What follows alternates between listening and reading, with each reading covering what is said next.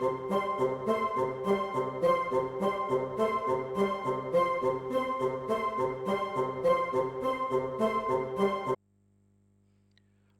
to all my wonderful subscribers, students, and disciples. This is your Master GongSun. This is chapter 58 of the Tao Te Ching series. This chapter is pretty straightforward. Let us begin. When the government is light-handed or hands-off, then the lives of the people are good and simple. But when the government is heavy-handed, people become too cunning. Good fortune may bring disaster, but disaster may bring good fortune. So this is a commentary on government systems and also about disasters and calamities and justice and all that.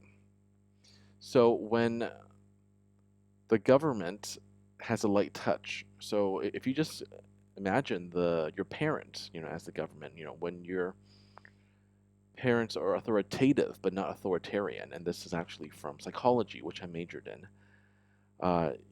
You know that they care about you, but they will not overly restrict your freedoms. Such can be applied to the government. If there are too many laws, and if let's say you throw away litter on the ground and you're fined $10,000 and 30 days in prison. Well, that's just too harsh of a penalty for such a minor crime, right? Let the punishment fit the crime. And so that you won't like the government that way, right? You might become too cunning, right? If the government is too heavy-handed. So the government has to do it just right.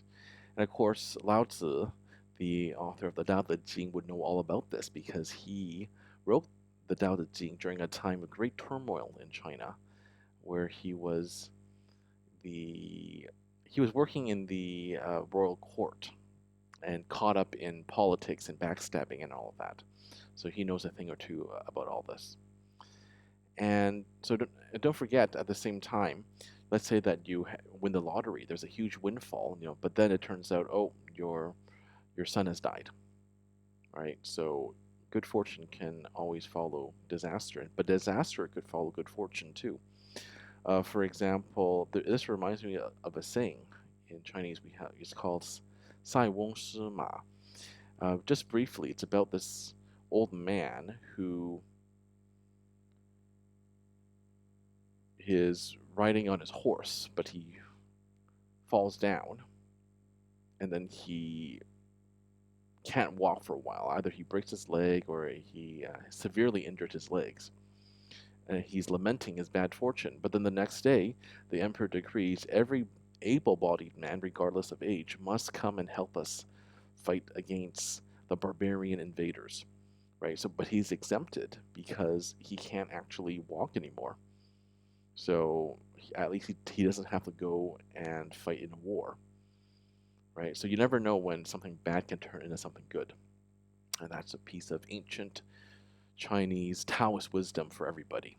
All right, this has been your Master GongSun. As usual, keep living in alignment with the Tao.